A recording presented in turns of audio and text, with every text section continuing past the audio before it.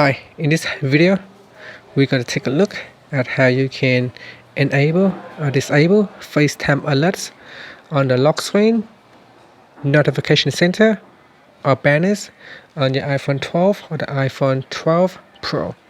First, let's go back to your home screen by swiping up at the bottom of the screen. Then we're going to tap on settings.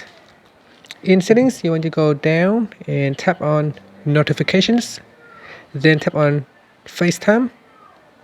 Now go to the alerts section and choose which one you want to show or hide the notification of FaceTime. So on lock screen, if you want to hide it, then you can uncheck the checkbox right there. If you want to have it displayed on the notification center, then all you have to do is just turn it on. The same as banners, you can show hide on banners.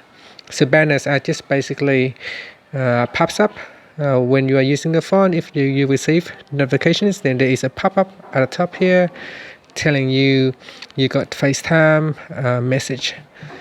Now once you have done that, you can swipe up to go back to your home screen. Thank you for watching this video. Please subscribe to my channel for more videos.